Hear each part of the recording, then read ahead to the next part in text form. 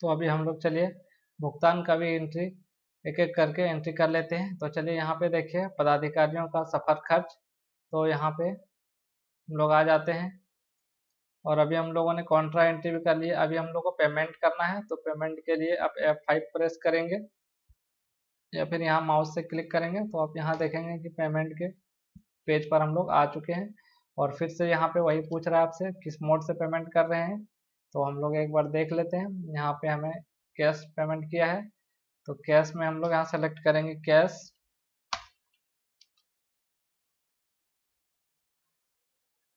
और यहाँ पे आपको लेजर पूछ रहा है तो क्या है, तो हम लोगों ने यहाँ पे नया लेजर बना लेंगे और लेजर का नाम रखेंगे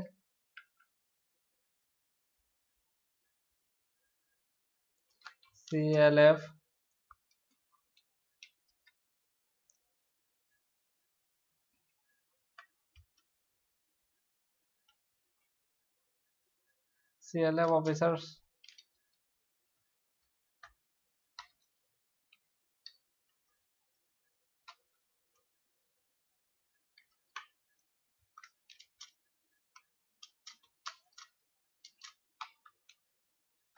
यहाँ पे मैंने लिख लिया है CLF ऑफिसर्स TA, मतलब CLF के पदाधिकारियों का सफर खर्च।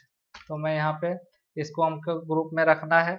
इनडायरेक्ट एक्सपेंस है, हमारे संकुल संगठन के लिए एक्सपेंस है, तो हमें इनडायरेक्ट एक्सपेंस के अंतर्गत रखना है। तो यहाँ पे अब जो है आप देखेंगे इनडायरेक्ट लिखना है या फिर एक्सपेंस लिखना है, दोनों में कोई भी लिखेंगे तो आपके पास आ जाएगा। तो यहाँ हमको इनडायरेक्ट एक्सपेंस लेना है। एक्सपेंस लेने के बाद यहाँ नॉट अप्लीकेबल करते हुए आपको एक्सेप्ट कर लीजिए और यहाँ पे जो भी आपका राशि था इनपुट कर दीजिए और इसको एक्सेप्ट कर लीजिए।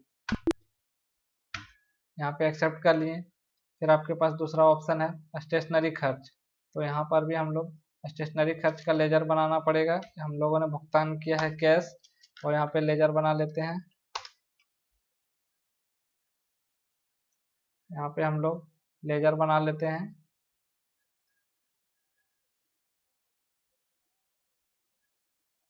तो यहाँ पे हम लोगों ने स्टेशनरी एक्सपेंस लिख देते हैं, एक्सपेंस अकाउंट। और ये भी हमारा संकुल संगठन के लिए एक्सपेंस है, तो इसको अंडर हम लोग एक्सपेंस ही रखेंगे। नॉट एप्लीकेबल करते हुए एंटर करते हुए एक्सेप्ट कर लीजिए। और यहाँ पे हमारा राशि है 20 रुपये, तो 20 रुपये करके हम लोग एंटर कर देते और अपने रेशन में जरूर से चाहे तो लिख सकते हैं, मतलब क्या चीज़ का पेमेंट करना है, स्टेशनरी पेमेंट।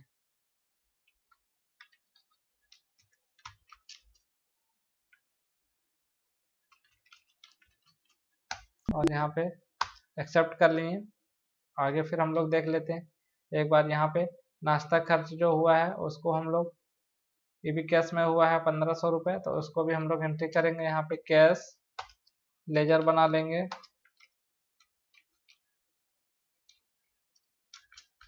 TN snacks.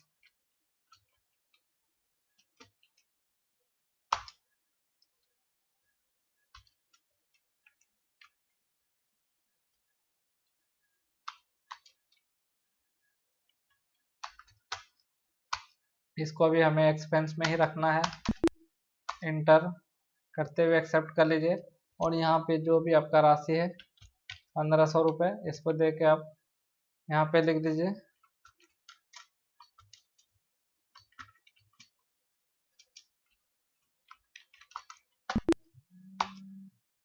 इसको भी हम लोगों ने एंट्री कर लिया है। और अभी यहाँ पे देखिए संकुल कार्यालय मरम्मति, तो इसको भी हमें एंट्री करना है, ये भी हमारे लिए एक्सपेंस है। तो यहाँ पे कैश लेजर बना लेते हैं।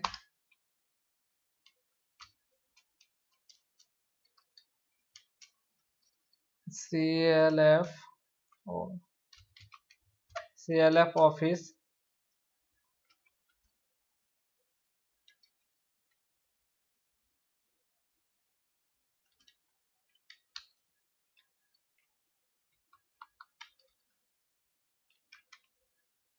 Repair expense.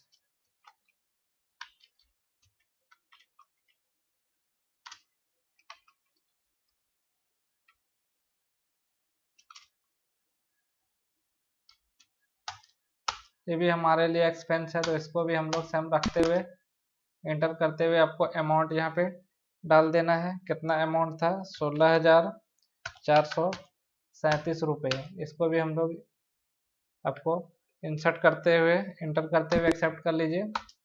चलिए, और फिर आगे हम लोगों का है, यहाँ पे देखिए दरी खरीदे थे हम लोग एक पीस 1500 रुपये में, तो उसका भी एंट्री कर लेते हैं। यहाँ पे आपको थोड़ा सा चेंजिंग करना है क्योंकि हम लोगों ने इसको कैश पेमेंट किए थे, लेकिन यहाँ पे जब लेजर बनाएंगे क्रिएट, तो यहाँ पे लिख दीजिए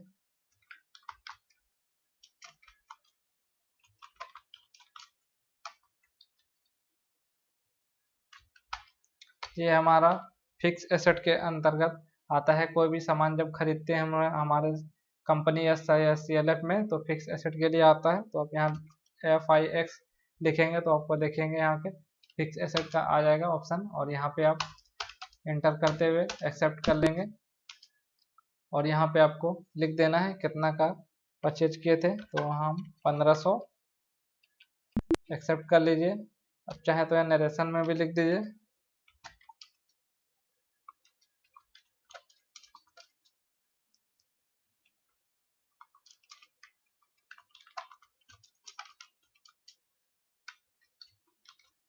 जो आपको समझने में आसानी हो वो लिख के आप इंटर करते हुए एक्सेप्ट कर लें।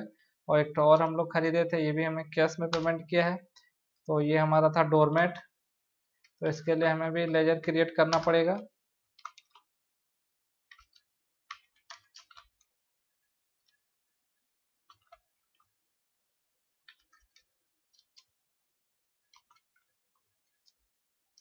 डोरमेट, यहाँ पे हमें परचेज एक बार, इसको भी हमें फिक्स एसेट में रखना है। इंटर करते हुए एक्सेप्ट कर लीजिए। और यहाँ पे जो आपका अमाउंट था 600 रुपये इनपुट करते हुए एक्सेप्ट कर दीजिए। इसके बाद यहाँ पे हम लोग देख लेते हैं क्या है। तो यहाँ पे SBP को भुगतान जो हम लोगों ने यहाँ पे SBP से प्राप्त किया था उसको हमें भुगतान करना है।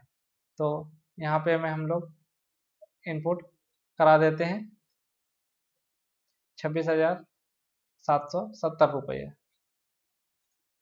तो यहाँ पे हम लोगों ने बैंक के माध्यम से पेमेंट किया था।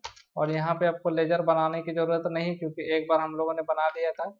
वो यहाँ पे लिस्ट में रहेगा, आपको यहाँ देखना है SBP। देखिए यहाँ पे है, इसको सेलेक्ट कर लीजिए। और यहाँ पे जो अमाउंट आप पेमेंट कर रहे हैं वो लिख दीजिए 26,770 रुपये। और यहाँ पे आप चेक के बारे में इंटर कर दीजिए, चेक डिटेल, चेक किस माध्यम कौन सा चेक से कर रहे हैं।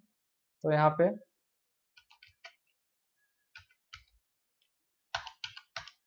चेक नंबर इंटर करते हुए अब आपको एक्सेप्ट कर लीजिए।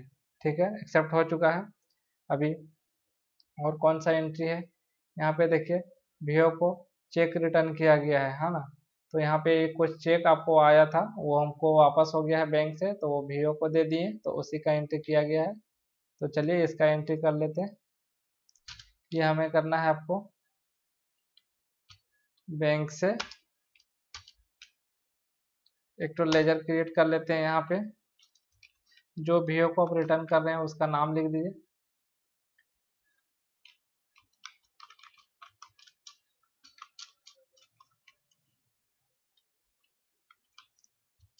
चेक रिटर्न अकाउंट कर देते हैं।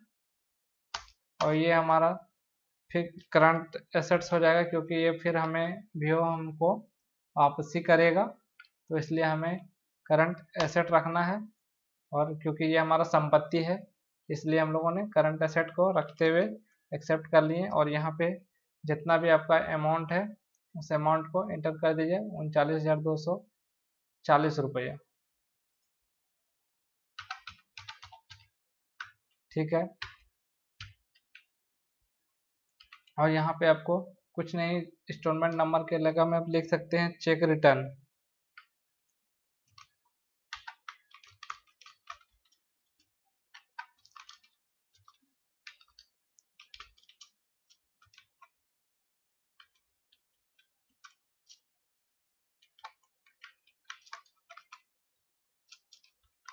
चेक रिटर्न किया गया। ठीक है, चलिए इसको भी हम लोगों ने एक्सेप्ट कर लिया, इंटर करते हुए एक्सेप्ट कर लिए हैं। अभी यहाँ देखिए बैंक कमीशन चार्ज, बैंक को भी हमें भुगतान करना पड़ता है, वो हमें यहाँ पे दिखाना है तो टैली में। तो इसको हमें बैंक से दिखा रहे हैं, बैंक से यहाँ पे भी एक तो लेजर बनाना पड़ेगा आपको।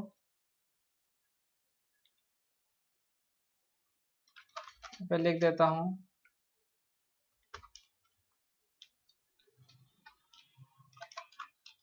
बैंक चार्जेस,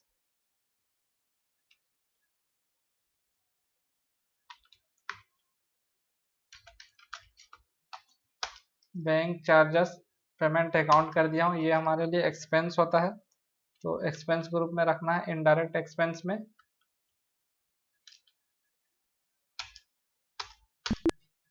एक्सेप्ट कर दीजिए और यहाँ पे आपको राशि पूछेगा 885 रुपया, यहाँ पे लिख दीजिए।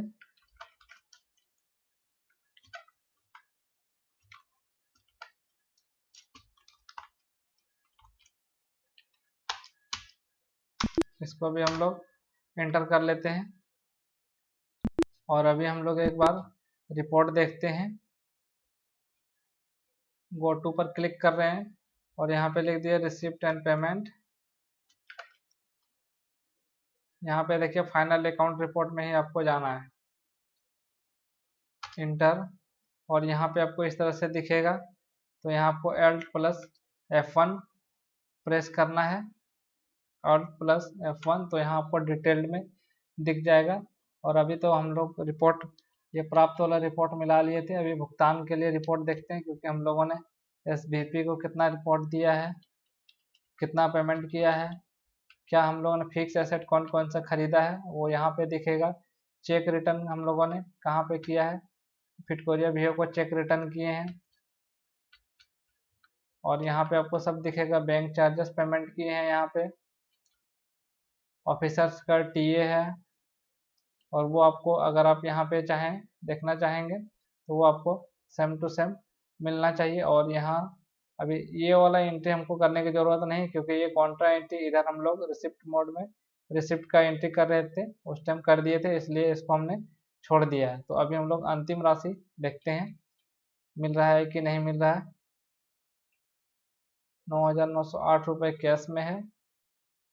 तो यहाँ पे भी देखिए हमारा अंतिम राशि 9,908 रुपया, और बैंक में हमारा कितना दिख रहा है, 12/0/1884, 12/0/1884.37, मतलब यहाँ पर भी सही दिख रहा है। ठीक है, और आप यहाँ से पीछे जाके एक बार अब चाहें तो डे बुक में यहाँ पे देखिए डिस्प्ले है, और यहाँ पे आपको डे बुक, यहाँ पे 1 मंथ में आपको कितना एंट्री किए वो आपको यहाँ पे दिख जाएगा। सारा एंट्री हम लोगों ने एक ही डेट में किए हैं। अगर आपको रिपोर्ट देखना हो 1 तारीख से 30 तारीख तक, तो यहाँ पे आप Alt+F2 प्रेस करेंगे, और यहाँ कब से कब का देखना चाहते हैं, तो मान लीजिए मैं यहाँ से 1/4 से 30/4 तक देखना चाहता हूँ, तो वो सारा रिपोर्ट यहाँ पे दिख जाएगा। तो हम लोगों ने यहाँ पे अभी एंट्री देख लिए हैं, अंतिम राशि और प्रारंभ राशि। तो एक बार हम लोग BRS भी देख लेते हैं। तो उसके लिए हमें यहाँ पे आपको बैंकिंग वाले फीचर में जाना, ऑप्शन में जाना पड़ेगा, और यहाँ पे बैंक रिकन्सिलेशन स्टेटमेंट, और यहाँ पे देखिए अभी पहले मैं आपको रजिस्टर में आपको दिखा देता हूँ हमारा BRS।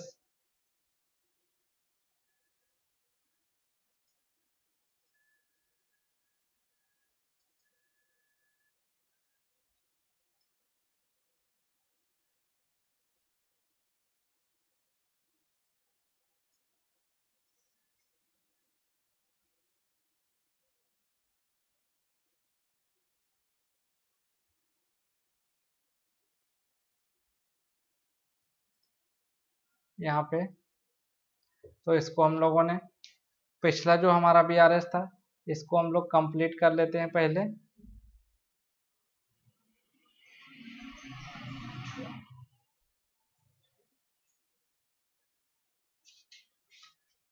जो जो यहाँ पे हमारा पिछला पेमेंट हो चुका था उसको हम लोग कर देते हैं।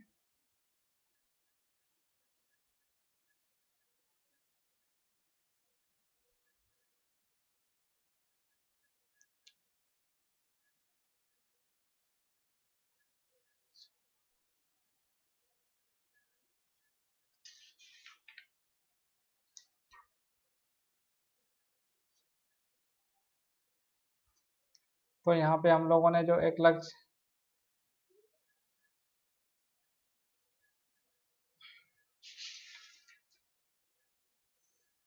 तो यहाँ पे हम लोगों ने जो जो 17,800 रुपये का जो राशि था वो भी हमारा कंप्लीट हो चुका था। कब डेट में आपको हुआ है, तो ये मेरा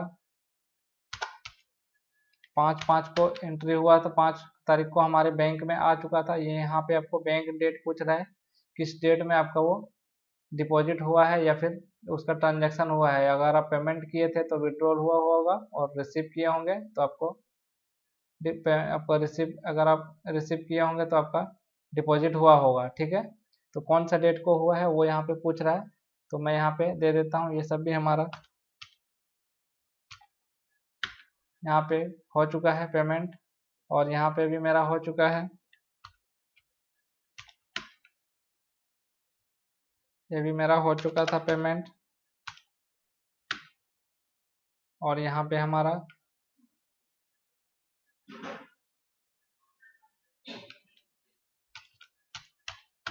जो डेट है वो मैं इसको एंटर कर दे रहा हूँ। इसके बाद मैं आपको दिखाता हूँ।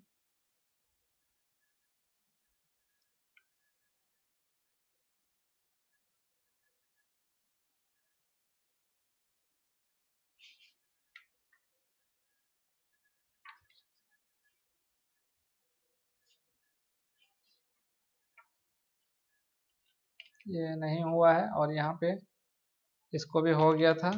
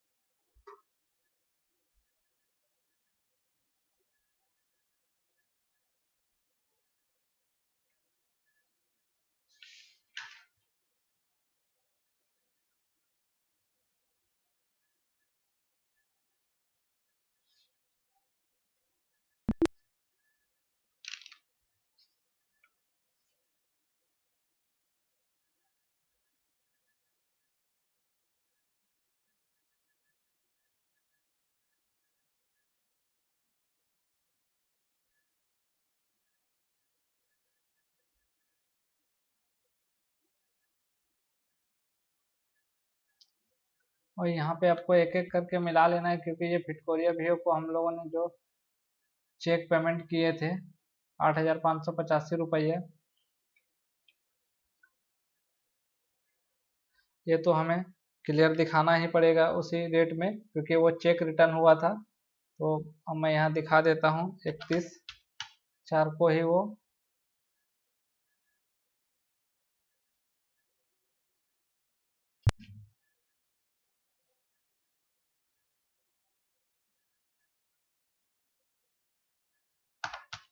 5/4 को हमें प्राप्त हुआ था, और इसको हम लोगों ने यहाँ पे उसको भुगतान भी कर दिए थे, चेक रिटर्न वाला।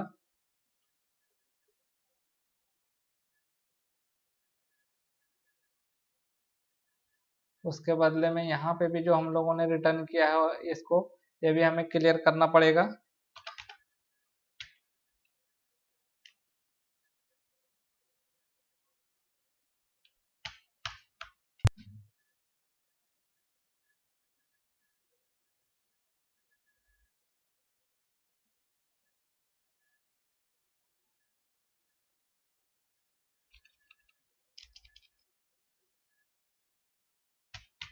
तो 30/4 को क्लियर हो गया था, ये भी हमारा क्लियर हो गया था।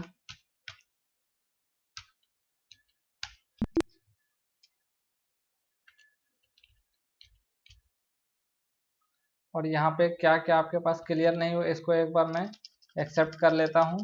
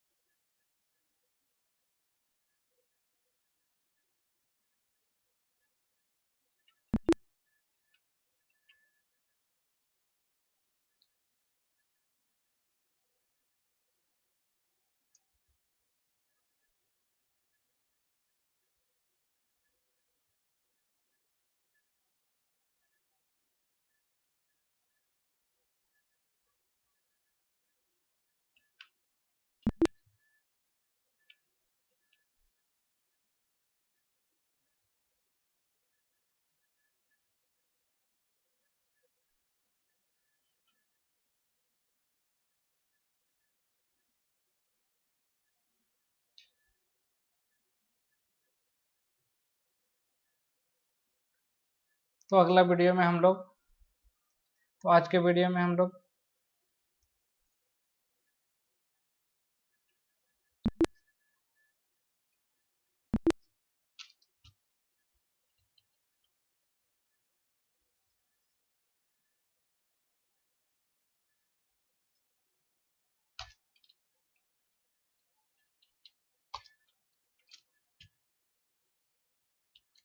तो आज के वीडियो में इतना ही फिर है।